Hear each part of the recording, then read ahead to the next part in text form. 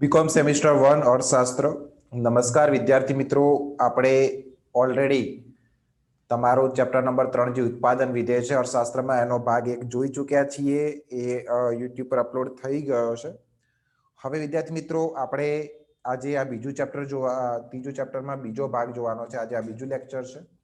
ઉત્પાદન વિધેયમાં આપણે પહેલા 4 પોઈન્ટ જે છે ઉત્પાદન વિધેયના પ્રકારો ત્યાં સુધી ડિસ્કસ કરી ચૂક્યા છીએ। ફરીથી એકવાર જોઈએ। આપણે જોયું તો ઉત્પાદન એટલે શું, એની વ્યાખ્યા આપણે જોઈ, એના પ્રક્રિયા જે ઉત્પાદન ક્રિયાના જે સ્વરૂપ છે 3 એ જોયા। એના પછી વિદ્યાર્થી મિત્રો આપણે ઉત્પાદન વિધેયનો અર્થ સમજ્યા કે ભાઈ ઉત્પાદન વિધેય શું છે, જેના ઉપર આખું આપણને અહીંયા ચેપ્ટર આપ્યું છે। અને એના પછી વિદ્યાર્થી મિત્રો આપણે ડિસ્કસ કરી રહ્યા હતા ઉત્પાદન વિધેયના પ્રકારો। હવે વિદ્યાર્થી મિત્રો આપણે ઉત્પાદન વિધેયના પ્રકારો પછી આપણે જોઈશું કે ભાઈ ઉત્પાદન વિધેયના પ્રકારો પછી આપણને અહીંયા પોઈન્ટ આપ્યો છે પરિવર્તનશીલ સાધન પ્રમાણનો નિયમ। હવે આ પરિવર્તનશીલ સાધન પ્રમાણનો નિયમ આપણને શું કહેશે, જે હવે આપણે સમજીશું। તો પરિવર્તનશીલ સાધન પ્રમાણના નિયમને ઘટતી પેદાશનો પણ નિયમ કહેવામાં આવે છે। MCQ માં પૂછી શકાય છે કે ભાઈ પરિવર્તનશીલ સાધન પ્રમાણના નિયમને બીજા કયા નામે ઓળખવામાં આવે છે? તો એ છે ઘટતી પેદાશનો નિયમ।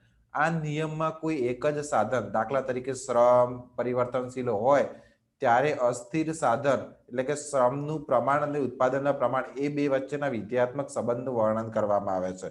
તો વિદ્યાર્થી મિત્રો અહીંયા આપણે એક વસ્તુ ખાસ સમજવાની છે કે દાખલા તરીકે આપણે ઉત્પાદન કરીએ છીએ અને ઉત્પાદન કરવા માટે આપણે અલગ અલગ ઉત્પાદનના જે સાધનો છે એનો ઉપયોગ કરીએ છીએ। હવે ઉત્પાદનના સાધનોમાંથી દાખલા તરીકે કોઈ એક સાધન એવું છે કે જે અસ્થિર છે, મતલબ કે એમાં વધારો ઘટાડો થઈ શકે છે। અને દાખલા તરીકે એ સાધન શ્રમ છે, એટલે કે શ્રમ એટલે શું? તો આપણે જે કામદારો, જે મજૂરો, જે એમ્પ્લોઈઝ, જે કર્મચારીઓને આપણે કામ કરવા માટે આપણી કંપનીમાં લાવીએ એને આપણે શ્રમ કહીએ છીએ।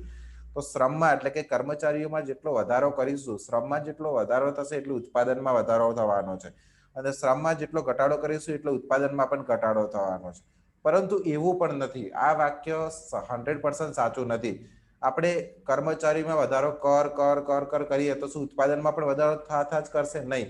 એક એવો સમય આવશે કે જેમાં કર્મચારીઓ વધશે તો ઉત્પાદનમાં ઘટાડો પણ થશે। એ ક્યારે અને કેવી રીતે શક્ય બને છે એ વિદ્યાર્થી મિત્રો આપણે આ પરિવર્તનશીલ સાધન પ્રમાણનો નિયમ છે એમાં સમજવાનું છે। તો જોઈએ આગળ કે દાખલા તરીકે શ્રમ પરિવર્તનશીલ હોય ત્યારે અસ્થિર સાધન એટલે કે જે શ્રમનું પ્રમાણ અને ઉત્પાદન પ્રમાણ, શ્રમનો વધારો ઘટાડો અને ઉત્પાદનના વધારો ઘટાડોનું જે પ્રમાણ છે એના વિધેયાત્મક સંબંધનું વર્ણન આ નિયમમાં કરવામાં આવે છે।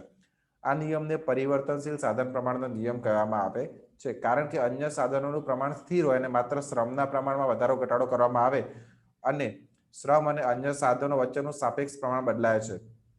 આ નિયમને ઘટતી પેદાશનો નિયમ પણ કહેવામાં આવે છે, કારણ કે શ્રમનું પ્રમાણ સતત વધારવામાં આવે તો અમુક બિંદુ પછી શ્રમની સીમાંત ઉત્પાદકતા એટલે કે સીમાંત ભૌતિક ઉત્પાદન ઘટતું જાય છે।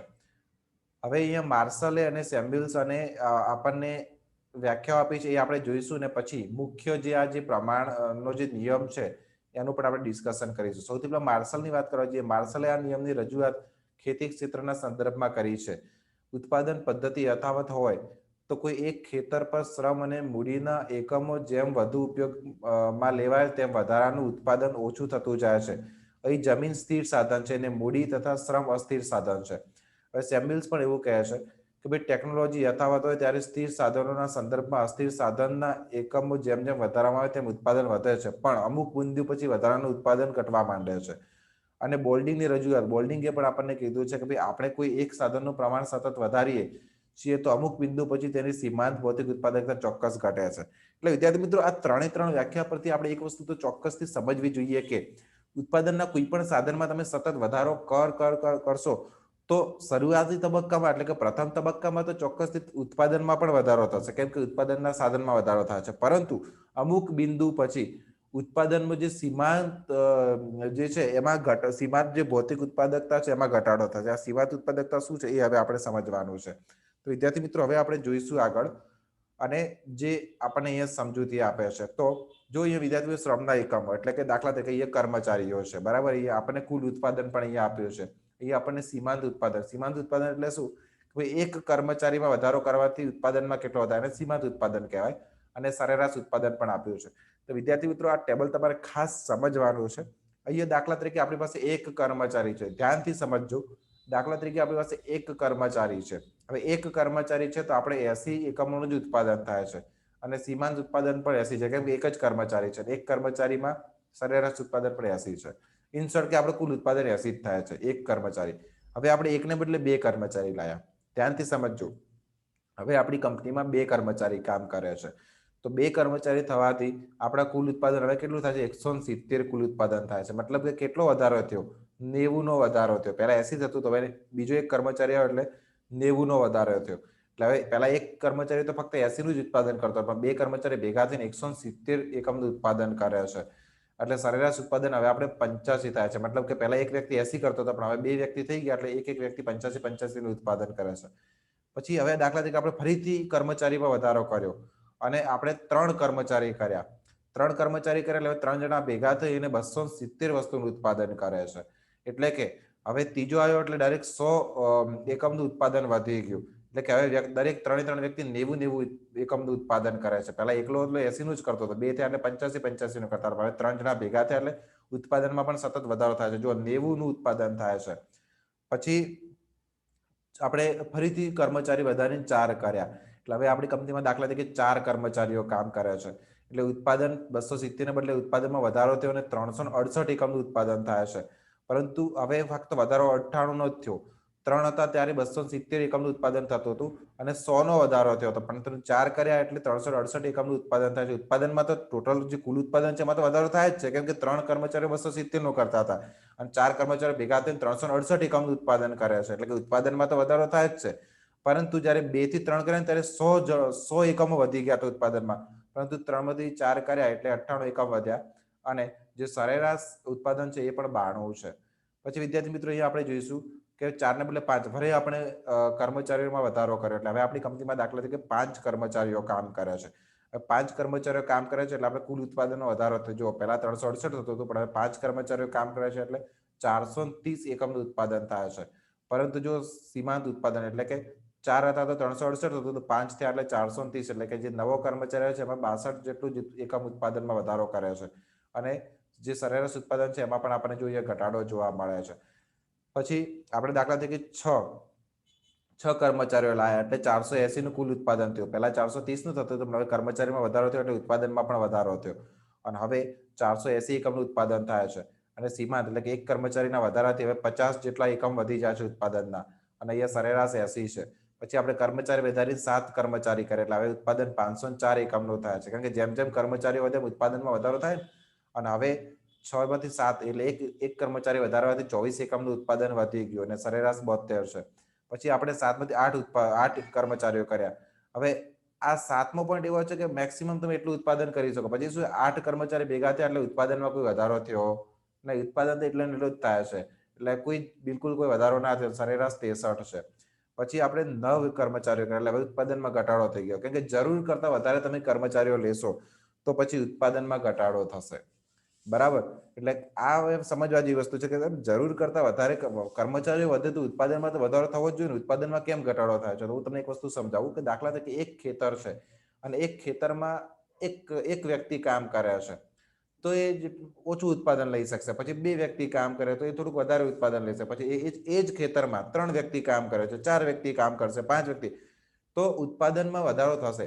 પણ પછી કેવું થશે કે દાખલા એના જ ખેતરમાં 15 વ્યક્તિ હવે કામ કરે છે તો શું થશે કે ઉત્પાદન ખેતર તો એટલું જ છે. હવે ખેતર એટલું જ છે તો એ ખેતરમાં 15 વ્યક્તિઓ કામ કરશે, 50 વ્યક્તિઓ કામ કરશે, ઉત્પાદનમાં થોડું વધારો થતા કરશે. કારણ કે ખેતરમાં તો જેટલું ઉત્પાદન થતું એટલું જ થાય. એટલે જેટલા વ્યક્તિઓ ભેગા થશે એટલો સમયનો બગાડ થશે અને સમયનો બગાડ થશે એટલે ઉત્પાદનમાં ઘટાડો થશે. એટલે આ રીતેથી કરી એટલે પ્રેક્ટિકલ વસ્તુ સમજવા જઈએ તો એમ કહી શકાય કે ભાઈ ઉત્પાદન વિદ્યામાં કેવું છે કે દાખલા તરીકે ઉત્પાદનના કોઈ એક સાધનમાં તમે સતત વધારો કર્યા જ કરો તો અમુક પોઈન્ટ સુધી તો વધારો થાય, પછી શું છે કે અમુક પોઈન્ટ પછી ધીમે ધીમે ઘટાડો પણ થતો શરૂ થાય.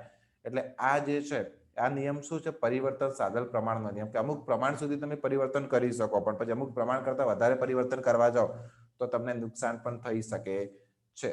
હવે વિદ્યાર્થી મિત્રો આપણે આ પરિવર્તન સાધન પ્રમાણના નિયમથી આગળ વધીશું અને જોઈએ કે આપણને જો અહીંયા આપ ટોટલ તમને આ જે સમજૂતી છે મેં તમને સમજાવી એ સમજૂતી અહીંયા ટોટલી નીચે આપી છે. હવે આપણે આગળ વધીશું અને આપણને અહીંયા ગ્રાફમાં પણ આપ્યું છે. જુઓ કે અહીંયા કર્મચારીઓ છે અને અહીંયા ઉત્પાદન છે. પહેલા 0 હતું, પછી 3 કર્મચારીઓ હતા એટલે એટલું ઉત્પાદન થતું હતું. કેમ કે કર્મચારીઓમાં પણ વધારો થાય છે, ઉત્પાદનમાં પણ વધારો. પછી 4 કર્મચારી એટલે જો ઉત્પાદનમાં પણ વધારો થાય છે અને કર્મચારીમાં પણ વધારો થાય છે. પછી અહીંયા સુધી ઠીક છે.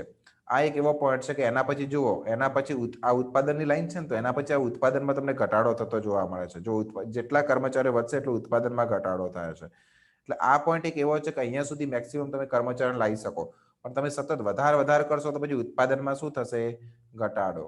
અને અહીંયા તમને જો અહીંયા બીજી પણ દેખાય આપી છે કે આ તમને જે એવરેજ પ્રોડક્શન અને જે માર્જિનલ પ્રોડક્શન એટલે કે સીમાંત ઉત્પાદન છે એનું આપ્યું છે કે ભાઈ અમુક પોઈન્ટ સુધી એવરેજ પણ વધશે, અમુક પોઈન્ટ સુધી સીમાંત ઉત્પાદકતા પણ વધશે, પણ પછી ઘટવાનું ચાલુ થશે. એટલે તમે જરૂર કરતાં વધારે કર્મચારીઓ લાવશો તો એ પણ ઘટવાનું શરૂ થઈ જશે. તો વિદ્યાર્થી મિત્રો, અહીંયા આપણને જો આ બધી સમજૂતી આપી છે, પછી આપણે પેલું તબક્કાની વાત કરતા હતા કે ભાઈ આ તબક્કા શું છે. તો જો એ 3 તબક્કાની વાત છે કે ભાઈ વધતી પેદાશનો તબક્કો. ભાઈ શરૂઆતમાં તમે કર્મચારીનો ઉમેરો કરશો એટલે ઉત્પાદનમાં વધારો થશે, પણ અમુક પોઈન્ટ પછી શું થશે? ઘટતી પેદાશનો બીજો તબક્કો આવશે કે અમુક પોઈન્ટ પછી ઉત્પાદનમાં ઘટાડો થતો જોવા મળશે. અને પછી નકારાત્મક પેદાશ. એટલે નકારાત્મક પેદાશ શું કે તમે જે ઉત્પાદન કરો છો એના કરતાં પણ ઓછું થશે પછી. જેમ કે આપણે અહીંયા જોયું હતું 3 તબક્કા આપણને જોવા મળે છે. શરૂઆતમાં આપણને અહીંયા સુધી તો પ્રથમ તબક્કો છે, કેમ કે ઉત્પાદન વધે છે, સીમાંત ઉત્પાદન વધે છે, એવરેજ પણ વધે છે. પછી અહીંયા શું સીમાંત ઉત્પાદન ઘટે છે, કેમ કે જો અહીંયા 2 કર્મચારીમાંથી 3 એક કર્મચારીમાં ખાલી વધારો કરે એટલે 100 એકમનું ઉત્પાદન વધી ગયું. પછી અહીંયા એક કર્મચારી વધારો કરે તો ખાલી 98 એકમનું જ ઉત્પાદન વધ્યું. અહીંયા 100 નું વધતું તો અહીંયા 98. એટલે આ સીમાંત ઉત્પાદન છે. સીમાંત ઉત્પાદન એટલે શું કે એક કર્મચારીમાં વધારો કરવાથી ઉત્પાદનમાં કેટલો વધારો થાય છે? એ એક કર્મચારીના ઉત્પાદનના વધારાને એક આપણે ગણતરીમાં લઈએ છીએ. એટલે આ 100 સુધી પ્રથમ તબક્કો છે. પછી અહીંયા 98 એટલે કે અહીંયા 368 લઈ અને 504 સુધી બીજો તબક્કો છે. 504 પછી આ નકારાત્મક છે, કેમ કે પછી તો જે ઉત્પાદન થાય છે એના કરતાં ઘટાડો થાય છે. એટલે આ રીતના 3 તબક્કા હોય છે, જે આપણે ઓલરેડી જોયા હમણાં. અને અહીંયા આપણે ગ્રાફ પણ જોઈએ છે. નકારાત્મક ત્રીજો તબક્કો, આમાં કુલ ઉત્પાદન ઘટે છે. એટલે કે જે સી બિંદુ પર ટીપી રેખા, એટલે આપણે જે ઉપર આપણને અહીંયા જે ગ્રાફમાં સમજાયું છે એ વસ્તુ અહીંયા આપણને આપી છે કે ભાઈ નકારાત્મકતામાં કેવું છે કે કુલ ઉત્પાદન પણ ઘટે છે. અહીંયા ટીપી રેખા તમને બતાવી દઉં કે જો અહીંયા જે ટીપી રેખા છે અમુક સી પોઈન્ટ પછી ઘટાડો થાય છે, એટલે કે કુલ ઉત્પાદનમાં ઘટાડો થાય છે. પછી વિદ્યાર્થી મિત્રો, અહીંયા આપણને આ નિયમની સમજૂતી આપી છે. ભાઈ આ નિયમમાં કેમ એવું થાય છે?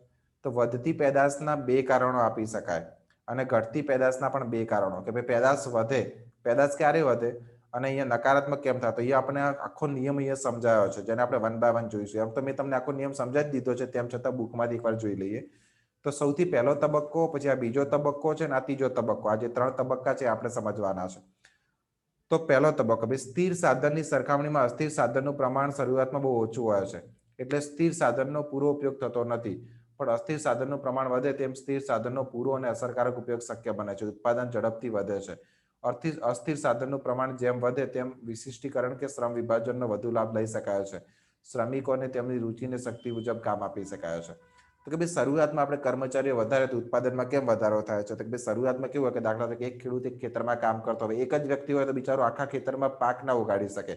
એટલે શરૂઆતમાં કેવું કે 1 થી 2 કરીએ તો એ લોકો વધારે પડતી ખેતી કરી શકે અને આખા ખેતરમાં પાક ઉગાડી શકે. એટલે શરૂઆતી તબક્કામાં જોઈએ કે આપણા જે સ્થિર સાધનો છે, જેમ કે જમીન એ સ્થિર સાધન છે, તો અમે 1 કરતા 2 હોય તો વધારે પડતો પાક ઉગાડી શકશે. તો શરૂઆતી તબક્કામાં ઉત્પાદનમાં વધારો થાય, એટલે કે વધતી પેદાશ છે. બીજું છે ઘટતી પેદાશના 2 કારણો આપી શકે. ઘટતી પેદાશ એટલે શું કે હવે જે સ્થિર સાધનની સરખામણીમાં અસ્થિર સાધનનું પ્રમાણ વધુ હોય એટલે સ્થિર સાધનનો પૂરો ઉપયોગ થતો નથી. સ્થિર સાધન અને અસ્થિર સાધન વચ્ચે સંપૂર્ણ અવેજી શક્ય નથી. એકને બદલે બીજો ઉપયોગ સંપૂર્ણ શક્ય હોત તો સ્થિર સાધન જ્યારે અપૂરતું હોય ત્યારે અસ્થિર સાધન વાપરીને તેની અપર્યાપ્તતા નિવારી શકાય હોત. સ્થિર સાધન અને અસ્થિર સાધનનું યોગ્ય સાપેક્ષ પ્રમાણ જાળવી રાખીને ઘટતી પેદાશના તબક્કાને ટાળી શકાય હોત. વિદ્યાર્થી મિત્રો, બીજામાં શું થાય છે કે જે પેદાશ છે એ ઘટે છે. કેમ? તો દાખલા તરીકે જમીનમાં 10 વ્યક્તિની જ જરૂર હોય, તમે 15 વ્યક્તિ કામ કરતા હોય તો શું થાય કે 15 વ્યક્તિઓ એ 10 વ્યક્તિની જગ્યાએ 15 વ્યક્તિઓ કામ કરે એટલે એકબીજાનો સમય બગડે. કેમ કે 15 જે કામ કરવામાં લાગી જશે તો જરૂર નથી, તો 5 વધારાના વ્યક્તિ છે એ પણ કામ કરતા હશે. એકચ્યુઅલી એમની જરૂર નથી, તો જે બીજા 10 કર્મચારીને પણ ડિસ્ટર્બ કરશે. તો એ રીતેથી કરીને તેમનો ટાઈમ બગડશે અને એના કારણે સંપૂર્ણ ઉપયોગ નહીં થઈ શકે સ્થિર સાધનો. એના કારણે પેદાશ ઘટશે. નકારાત્મક પેદાશ માટે અસ્થિર સાધનની વિપુલતા કારણભૂત છે. અસ્થિર સાધનનું પ્રમાણ એટલું વધી જાય છે કે તેના એકમો એકબીજા માટે અવરોધરૂપ બને એટલે શું? એકબીજાને ડિસ્ટર્બ કરે. ઉપરાંત સ્થિર સાધન પર અસ્થિર સાધનો બોજ વધી જાય છે, તેથી સ્થિર સાધનની કાર્યક્ષમતા પણ કથળે છે અને એના કારણે નકારાત્મક પેદાશ જે છે એ ઊભી થાય છે. નિયમની ધારણાઓ. હવે આ નિયમ જે આપણને આપ્યો છે, આપણને આ જે નિયમ આપ્યો છે કે ભાઈ આવું થાય, તમે સતત કર્મચારીઓ વધારો તો આ પરિસ્થિતિનો સામનો કરવો પડે. તો એની ધારણાઓ છે કે ભાઈ ધારણાઓ એટલે શું? કે જો એવી પરિસ્થિતિ હોય તો જ આવું થાય. તો ધારણાઓ હવે આપણે જોવાની છે વિદ્યાર્થી મિત્રો. ધારણાઓ, નિયમની ધારણાઓ. પરિવર્તનશીલ સાધન પ્રમાણનો નિયમ નીચે જણાવેલી ધારણા પર આધારિત છે. એક તો ટેકનોલોજી સ્થિર છે. ટેકનોલોજીમાં કોઈ વધારો ઘટાડો ના થવો જોઈએ. બરાબર? કેમ? તો અમુક વાર કેવું થાય કે દાખલા તરીકે ઓટોમેશન કહેવાય ને, કે પહેલા બનેલું છે કે પહેલા કંપનીમાં 20 કર્મચારીઓ કામ કરતા. બરાબર? હવે એ જ કંપનીમાં અત્યારે 5 કર્મચારીઓ જ કામ કરે છે. મતલબ કે કર્મચારીમાં ઘટાડો થયો, તેમના ઉત્પાદનમાં પણ ઘટાડો થવો જોઈએ, પણ એવું નથી. ઉત્પાદનમાં ઘટાડો નહીં થયો. કેમ?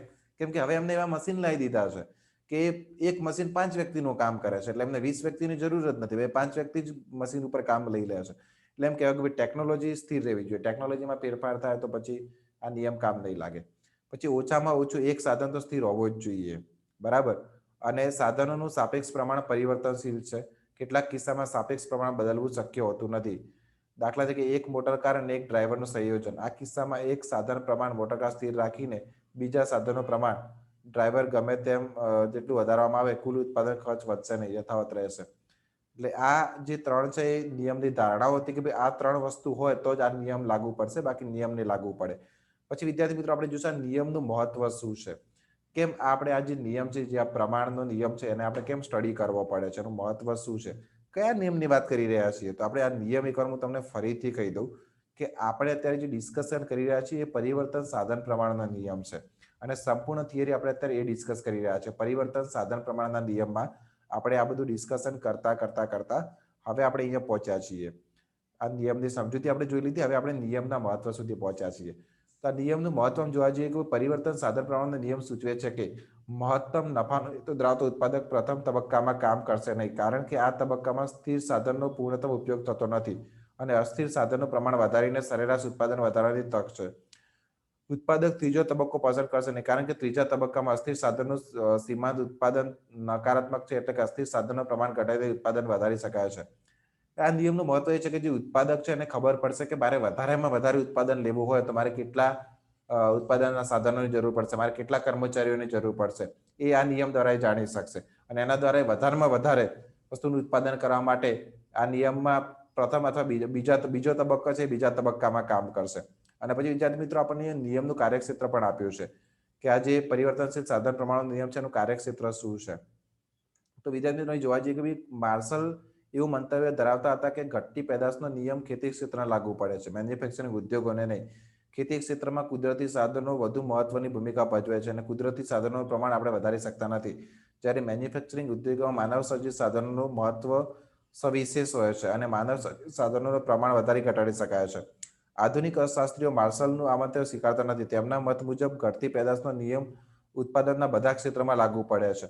મેન્યુફેક્ચરિંગ ઉદ્યોગોમાં નિયોજન શક્તિ એક એવું સાધન છે જેનું પ્રમાણ ઈચ્છા મુજબ વધારી શકાતું નથી. દરેક ઉદ્યોગોમાં દરેક પેઢી અમુક બિંદુ પછી વધતા સીમાંત ખર્ચના તબક્કામાં આવી જાય છે અને એ બતાવે છે કે સીમાંત ઉત્પાદન ઘટી રહ્યું છે. તો નિયમનું કાર્યક્ષેત્રમાં એવું છે કે ભાઈ માર્શલ એવું ઈચ્છે છે કે મતલબ એમ કહેવાય ને કે ભાઈ આ ફક્ત ખેતી ક્ષેત્રમાં જ કામ લાગે છે. ખેતી ક્ષેત્રમાં જમીન છે, જમીન મર્યાદિત છે, જમીનને તમે વધારી ના શકો, એ સ્થિર સાધન છે. જ્યારે અમુક અર્થશાસ્ત્રીઓ જે છે એ માર્શલનું આ મંતવ્ય સ્વીકારતા નથી. એમના મત મુજબ કે ભાઈ ઔદ્યોગિક ક્ષેત્રમાં પણ આ વસ્તુ શક્ય બને છે. તો આ આપણે નિયમનું કાર્યક્ષેત્ર જોયું. તો વિદ્યાર્થી મિત્રો આ પરિવર્તન સાધન પ્રમાણનો નિયમ આપણે પૂરો કર્યો. હવે આપણે આગળ વધીશું કદ વિકાસના લાભાલાભ. કદ વિકાસ એટલે શું? કે જે ધંધાકીય એકમ છે, જે કંપની છે, જે પેઢી છે, એમને કદ વધારવા માંગતી હોય. કદ વધારવું એટલે શું? તો વિસ્તૃત, જે કંપની મોટી થાય ને, કંપની નાનીમાંથી મોટી થાય તો કદ વિકાસના લાભાલાભ, એનાથી શું લાભ થાય, શું છે, આપણે હવે જોવાનું છે. તો વિદ્યાર્થી મિત્રો કદ વિકાસના લાભાલાભમાં આપણે જોવા જઈએ તો પ્રાચીન સમયમાં મોટા ભાગે સ્વ વપરાશ પૂરતું ઉત્પાદન થતું. તે સમયે વસ્તુની માંગ મર્યાદિત હોવાથી ઉત્પાદનના નાના પાયા પર ઉત્પાદન કરવામાં આવતું. ઇંગ્લેન્ડમાં ઔદ્યોગિક ક્રાંતિનો આરંભ થયા પછી ઉત્પાદન ક્ષેત્રે સૂક્ષ્મ શ્રમ વિભાજન, વિશિષ્ટીકરણ, યાંત્રિકીકરણ અને સંશોધનનું મહત્વ વધ્યું અને ઉત્પાદન મોટા પાયા પર થવા લાગ્યું. આધુનિક યુગમાં વસ્તીમાં થતો જંગી વધારો અને તેના પરિણામે વધતી માંગને સંતોષવા માટે ઉત્પાદન પદ્ધતિ વધુમાં વધુ મૂડી પ્રધાન બની છે અને શ્રમની કાર્યક્ષમતા અને યોગ્યતા પ્રમાણે વહેંચણી કરીને વિશાળ પ્રમાણમાં વસ્તુઓનું ઉત્પાદન પણ કરવામાં આવે છે. તેથી આજે વિશાળકાય કારખાનાઓ, મિલો, ફેક્ટરીઓ વગેરે મોટા પાયા પર ઉત્પાદન કરતા એકમો દ્રષ્ટિગોચર થાય છે. તો વિદ્યાર્થી મિત્રો, હવે અહીંયા આપણને જે આપ્યું છે કદ વિકાસના લાભાલાભમાં, એવું કહે છે કે ભાઈ પહેલા આજથી અમુક વર્ષો પહેલા કેવું હતું કે કોઈ એવું હતું જ નહીં ફેક્ટરી લોકો પોતે જ ઉત્પાદન કરતા અને પોતે જ વાપરી ખાઈ લેતા. મતલબ કોઈ એકબીજા પર કંઈ ખાસ આધારિત નહોતું. પરંતુ પછી શું થયું કે ભાઈ ઔદ્યોગિક ક્રાંતિની શરૂઆત પણ થઈ અને લોકોમાં પણ વસ્તીમાં પણ જંગી વધારો થયો, લોકોની જરૂરિયાતો પણ વધી.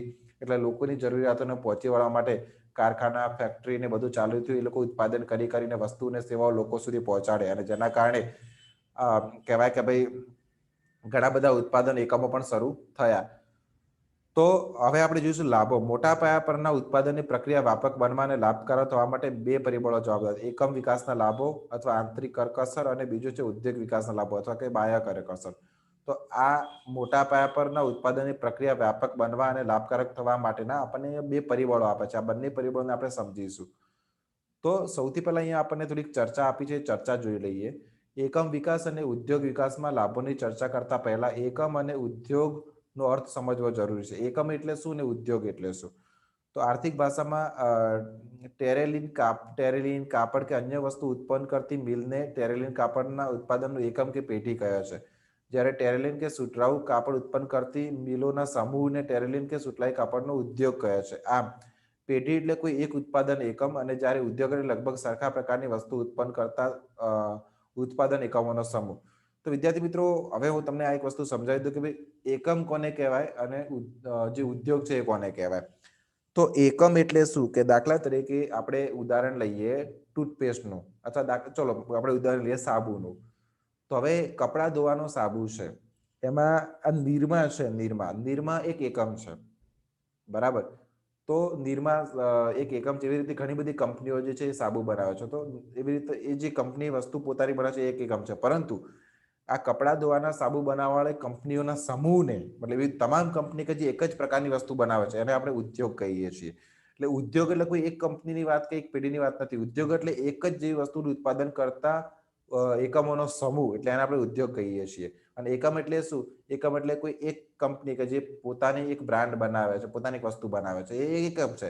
એટલે એકમોનો સમૂહ એટલે ઉદ્યોગ, અને એના અંદર એકમ હોય છે. તો એ ઉદ્યોગ અને એકમ છે. તો વિદ્યાર્થી મિત્રો, સૌથી પહેલા આપણે જોઈશું કે અહીંયા જો આપણે આ અર્થમાં અરવિંદ મિલ એ પેઢી છે, જ્યારે પ્લાસ્ટિક ઉદ્યોગ, સાબુ ઉદ્યોગ, કાપડ ઉદ્યોગ, ટીવી ઉદ્યોગ, કમ્પ્યુટર વગેરે ઉદ્યોગના ઉદાહરણ છે, બરાબર. આપણે અહીંયા સૌથી પહેલા જોઈશું એકમ વિકાસના લાભો. એકમ, અહીંયા આપણે વિદ્યાર્થીઓ ધ્યાનથી જોજો, અહીંયા આપણને શું આપે છે? એકમ. એકમ વિકાસના લાભો એટલે કે આંતરિક કરકસરો. એટલે અહીંયા પેઢીની વાત થાય છે, એક એકમની વાત થાય છે. હવે આપણને શું કીધું? પેઢીના કદમાં વધારો થવાથી એકમ વિકાસના લાભ જે તે પેઢીને મળે છે. Professor E.A.G. રોબિન્સનના મત પ્રમાણે એકમ વિકાસના લાભ મુખ્યત્વે 5 પ્રકારના છે. એકમ વિકાસના લાભ એટલે શું? એકમ જે છે, કોઈ પણ કંપની છે, નાનામાંથી મોટી થાય, એકમ વિકાસ કહેવાય. તેના 5 પ્રકારના લાભ મળે. એક તો યાંત્રિક અથવા ટેકનિકલ લાભો છે, બીજું વહીવટી લાભ છે, ત્રીજું ખરીદ વેચાણના લાભ છે, પછી ચોથું જોખમ ઉઠાવવાની વધતી શક્તિના લાભો છે, અને પાંચમું છે નાણાકીય લાભ. આપણે આ લાભોનો વિગતે અભ્યાસ કરીએ. હવે આપણે બધું ધ્યાનથી સમજીએ કે એક્ઝેક્ટલી આપણને શું કહેવા માંગે છે. સૌથી પહેલો પોઈન્ટ આપણને કહે છે કે યાંત્રિક અથવા ટેકનિકલ વિકાસના લાભો. એટલે જે કંપની, જે એકમ જે છે એ વિકાસ, મતલબ કે નાનામાંથી મોટું બને છે, તો આ બધા લાભો મળે છે. સૌથી પહેલા યાંત્રિક અથવા ટેકનિકલ લાભો. પેઢી કે ઉત્પાદન એકમમાં વધારો થવાથી નીચે મુજબના 5 પ્રકારના ટેકનિકલ લાભો મળે છે. ટેકનિકલ લાભમાં પણ શ્રમ વિભાજન કે વિશિષ્ટીકરણના લાભો છે, પછી અવિભાજ્ય અંગના લાભો, ઉત્પાદનની વિવિધ પ્રક્રિયાઓના સંયોજનના લાભો છે, વિસ્તાર વધારાના લાભો છે. તો જેની આપણને ડિટેલમાં આડ પેદાશના લાભો છે, જે આપણને ડિટેલમાં એ સમજૂતી આપી છે, જે તમારે જોવાની છે, તમારે તેને વાંચવાની છે. સંપૂર્ણ રીતે એમ સમજીએ કે શ્રમ વિભાજન કે વિશિષ્ટીકરણ લાભો કોને કહેવાય? તો મોટા પાયાના પરના ઉત્પાદન માટે એકમનો વિસ્તાર વધારવો જરૂરી છે. એકમનો વિસ્તાર વધવાથી શ્રમ વિભાજન શક્ય બને છે, અને તેની સાથે કારીગરોને તેમની યોગ્યતા અને આવડત પ્રમાણે કામની વહેંચણી, ખોળોનો પ્રોત્સાહન વગેરે શ્રમ વિભાજનના લાભ પ્રાપ્ત થવાથી ઓછા ખર્ચે જંગી પ્રમાણે ઉત્પાદન મેળવી શકાય છે, અને વિશિષ્ટીકરણના ખ્યાલ પણ વિકસાવી શકાય છે. પછી વિદ્યાર્થી મિત્રો, આપણને અવિભાજ્ય અંગના લાભો પણ આપ્યા છે.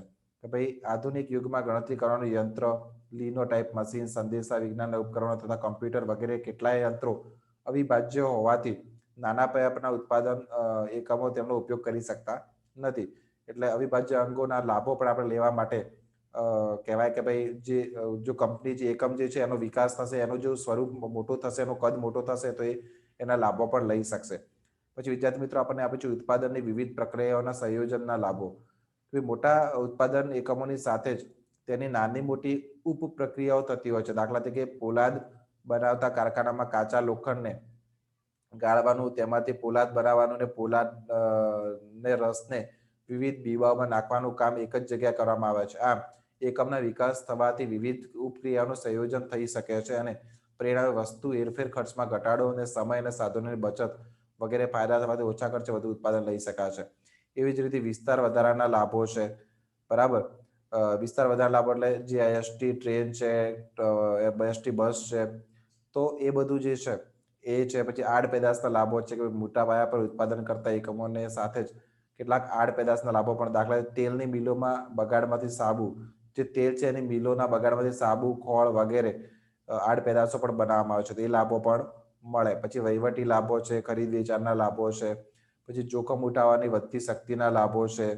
દાખલા તરીકે પેઢી ના વિસ્તારમાં વધારો થવાથી તેની સાથે જોખમ ખેડવાની શક્તિમાં પણ વધારો થાય છે. દાખલા તરીકે ગોદરેજ કંપની કબાટ, સાબુ, તાળા, તેલ, પાવડર વગેરે અનેક વસ્તુનું એક સાથે વિશાળ પ્રમાણમાં ઉત્પાદન કરતી હોવાથી તેની કોઈ એક વસ્તુની માંગ ઘટે કે બંધ થાય તો પણ વધુ જોખમ ઉઠાવવાની શક્તિને લીધે તેને બંધ કરવાનો પ્રશ્ન ઉભો થતો નથી. આ મંદીના સમયમાં પણ માત્ર મોટા ઉત્પાદન એકમો આર્થિક દ્રષ્ટિએ સદ્ધર હોવાની ટકી રહે છે. એક કરતા વધારે વસ્તુનું, કારણ કે કંપની મોટી થશે તો એની કેપેસિટી પણ વધશે, એક કરતા વધારે વસ્તુનું ઉત્પાદન પણ કરી શકશે અને કપરી પરિસ્થિતિમાં એક નહીં તો બીજી વસ્તુની માંગ માર્કેટમાં ટકી રહેશે. નાણાકીય લાભો પણ મળે. જેમ સંસ્થા મોટી તેમ તેની નાણાં બજારમાં શાખ વધારે. જેટલી કંપની મોટી છે એને જલ્દી લોન મળી જશે, એની ક્રેડિટ વધારે હશે તો બેંકો એને જલ્દી લોન આપી દેશે અને લોકો એના ડિબેન્ચર, શેર્સ ને બધું પણ ખરીદશે, એટલે એને જાહેર જનતા પાસેથી પણ મૂડી ઇઝીલી મળી રહેશે. તો એના નાણાકીય લાભો પણ મળશે. પણ ક્યારે મળે? જ્યારે કોઈ એકમ છે એનો કદ વિસ્તાર થાય ત્યારે મળે. પછી એકમ વિસ્તારના ગેરલાભો, કે આપણે કોઈ કંપની, કોઈ પેઢી છે, કોઈ કંપની છે, એનું કદ વિસ્તારીએ તો એનાથી કયા કયા ગેરલાભો થઈ શકે એ હવે આપણે જોવાનો છે. તો શું ઉત્પાદક એકમ કે પેઢીનું કદ વિસ્તારતા જવાથી સતત લાભો જ પ્રાપ્ત થાય છે? ના, એવું નથી. જો એમ જ હોય તો પેઢી તેનું કદ વધારવામાં કદી રોકાય કે થંભે નહીં, પરંતુ હકીકતમાં અમુક હદ કે સીમા પછી કદ વૃદ્ધિ કરવા જતા ગેરલાભનો પણ સામનો કરવો પડે છે. મતલબ કે તમે તમારી કંપનીને સતત મોટી બનાવ કરો તો લાભ જ મળે એવું નથી. અમુક પોઈન્ટ પછી તમે કંપનીનો કદ વિસ્તાર વધારશો તો તમને નુકસાનનો પણ સામનો કરવો પડશે. જે વસ્તુ આપણને અહીંયા સમજાવી છે. કેવી રીતે? તો તેમ એકમ વિકાસના ગેરલાભો કહેવામાં આવે છે. ગેરલાભોમાં કાચા માલની પ્રાપ્તિમાં વેઠતી પડતી મુશ્કેલીઓ, હલકા માલનો ઉપયોગ કરવાની લાચારી, ઓછા કાર્યક્ષમ શ્રમિકોની નિયુક્તિ, દૂરના સ્થાનોમાંથી જરૂરી સામગ્રીઓ લાવવાની હાડમારી તથા દૂરના બજારોમાં વસ્તુઓ વેચવા માટેના વેદનાપૂર્ણ દબાણો, વધતો જતો ખર્ચ, સમયની ખેંચ વગેરેનો સમાવેશ કરી શકાય છે. વળી નિયોજક આખરે માનવી છે, તેની શક્તિની પણ એક સીમા હોય છે. તમે કંપનીનું સ્વરૂપ વધારે કરશો તો તમારે વસ્તુનું ઉત્પાદન કરવા માટે કાચો માલ તો લાવવો પડશે ને. કાચો માલ હવે તમને મળી નહીં રહે, પછી તમારે હલકી ગુણવત્તાવાળી વસ્તુઓ બનાવવી પડશે, હલકો કાચો માલ ઉપયોગ કરવો પડશે અને તમારું ઉત્પાદન વધશે એટલે તમારે દૂરના બજારોમાં વેચવા માટે જવું પડશે. તો ઘણા બધા પ્રોબ્લેમ છે. કેપેસિટીનો પ્રોબ્લેમ ઊભો થઈ જશે. જો તમે તમારી જે ધંધાકીય એકમ છે એનું કદ વધારે કરશો તો તમારી કેપેસિટીનો પ્રોબ્લેમ, અમુક એવી કેપેસિટી બહારની વસ્તુ થશે કે જે તમે મેનેજ નહીં કરી શકો. તો વિદ્યાર્થી મિત્રો, અહીંયા આપણે જોતા હતા કે ભાઈ જે કોઈ એક એકમ છે એનો કદ વિસ્તાર, એટલે કે કોઈ એકમનું કદ છે એ વધારે કરવાથી આપણને શું લાભ મળે છે અને શું નુકસાન થાય છે એ આપણે જોયું. તો આ લેક્ચરમાં આપણે એટલું રાખીશું. હવે વિદ્યાર્થી મિત્રો, આપણે આવનારા લેક્ચરમાં, એટલે કે આ પછી જે ત્રીજું લેક્ચર હશે આ ચેપ્ટરનું, એમાં ઉદ્યોગ વિકાસના લાભો, એટલે કે બાહ્ય કરકસરો, આપણે હમણાં તો ખાલી એકમની જ વાત કરીએ, હવે આપણે ઉદ્યોગની વાત કરીશું. ઉદ્યોગ એટલે શું? મેં તમને સમજાવ્યું કે ભાઈ એકમોનો સમૂહ એટલે ઉદ્યોગ. તો ઉદ્યોગ વિકાસના લાભો, ઉદ્યોગમાં જેટલો વધારો થશે તો એનાથી શું લાભ મળવાના છે એ આપણે આવનારા લેક્ચરમાં ડિસ્કસ કરીશું. તો આ લેક્ચરમાં એટલું જ. હવે મળીશું આવતા લેક્ચરમાં.